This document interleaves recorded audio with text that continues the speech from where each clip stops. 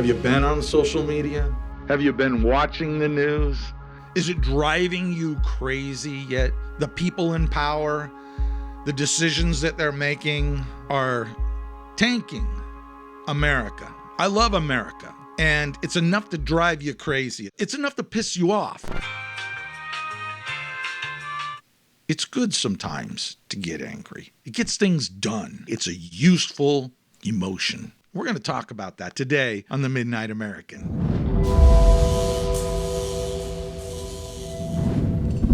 There is a clear boundary between my backyard and my neighbor's backyard. If there's any doubt about that, I just start walking in that direction and I'm going to run into a wall or a fence or something, right?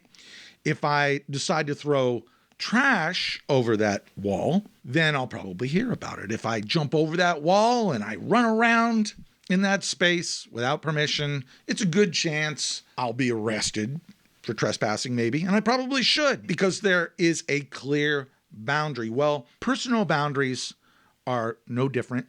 They're a little harder to see, but they're just as real. They define our way of thinking from another person's way of thinking. Your principles from my principles. Your way of life from my way of life.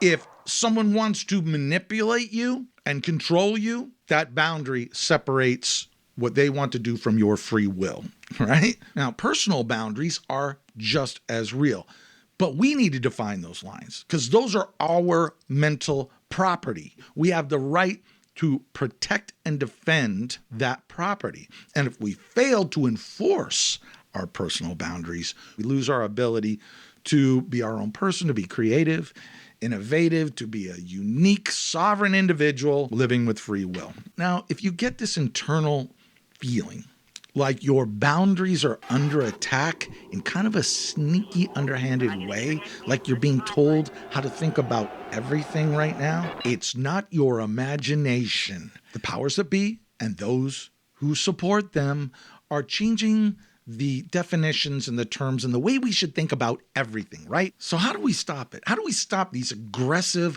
overbearing influences that keep breaching our personal borders and invading our mental property? We're going to go back a little bit. We're going to step back. As a child, it was important that our rights were infringed, okay? Because we're just kids. We don't know what's right and what's wrong, right? We're sticking a fork in the outlet and pulling on the drapes and drawing on the walls. And we're told, no.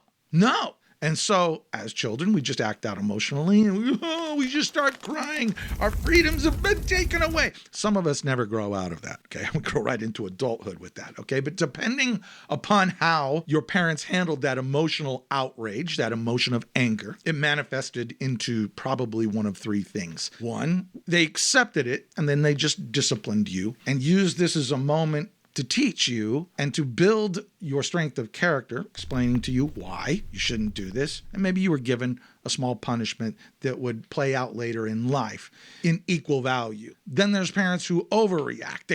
They punish you right away and they get angry and they're just mad at what you did. And they don't care if you learn anything from it. They are the parent and they have the power and you will never do this thing again. They victimized you and made you weak and prey for bullies. Or you were uncontrollable, okay? And they were just scared. They were scared. Oh my God, he's angry. Maybe he'll withhold his love from us. And you became this undisciplined tool of destruction, tool of oftentimes self-destruction because you learned how to use your anger as a weapon and just a pain in the ass for the world to have to deal with. These are the three scenarios that I have become aware of, but if you can think of more, put it in the comments down below, share it with us. It'd be really great. But the point is that anger is normal, okay? Anger is strength. And you should get angry when your boundaries have an attempt at break-in. If others trespass on your personal, your mental, your physical property, you should get angry. You should be pissed. That's what makes a person take action, but it's how you direct that anger, how you discipline it that matters. You need to forge that anger into results that are positive. So let's go back to the three scenarios I was talking about earlier, okay? If you were a child whose parents were somewhat abusive. The punishments did not meet the crime. And anytime you got upset because you were told no, they would raise their anger up even higher and made you feel bad for being angry. This creates the perfect victim. You become a sheep. You'll get sheared. You'll even get slaughtered. If you were a child who was undisciplined and every time you got mad, the parents got afraid of your anger because your anger was a weapon, you just explode. And what you'll do is explode as an adult. You'll do stupid things that cause a destructive mess, and usually you'll regret it later, and so will everyone else. But if you accept your anger and you surgically direct it, you become dangerous to the enemy because you can see clearly what needs to be done. You use it wisely. You're like a wolf. You're cunning. You know when it's time to hunt in packs. You're like a bear who's fierce and strong but knows when to keep its distance, right? You're like a lion who's patient and waits for the right time to strike. Be cunning, be strong, be patient with your anger. Okay? Don't let others manipulate your anger through fear and stupidity and intimidation and ignorant debate online. My God, do not get pulled into ignorant debates on social media. And if you feel like you just can't help it and you're being manipulated into it, check out my video, 3 Ways to Win Against the Masters of Manipulation. I'll put a link in here someplace. But stay off the debates on social media. And I know what you're thinking, but they need to be exposed. They need to wake up and see reality. I know what's going through your mind. Stop asking the question, why do they think this way? People think the way that they do because they want it that way.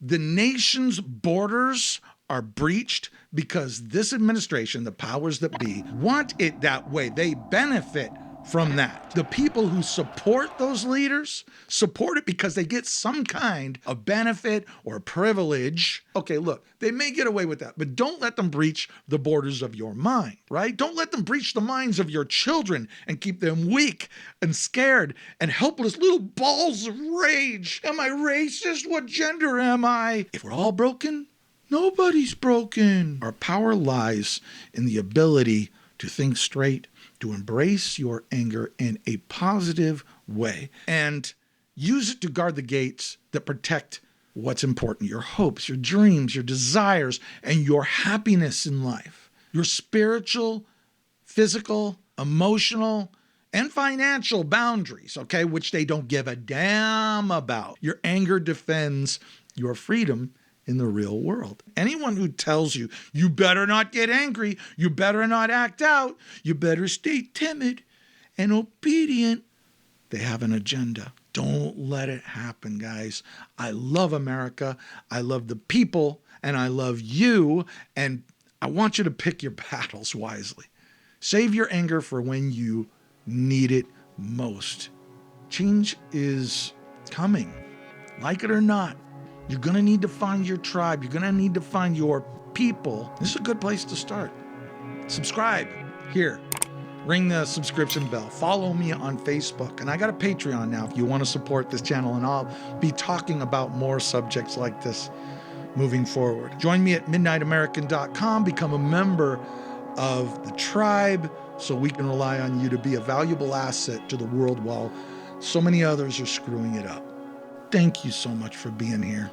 And until next time, know yourself better than you know anyone else.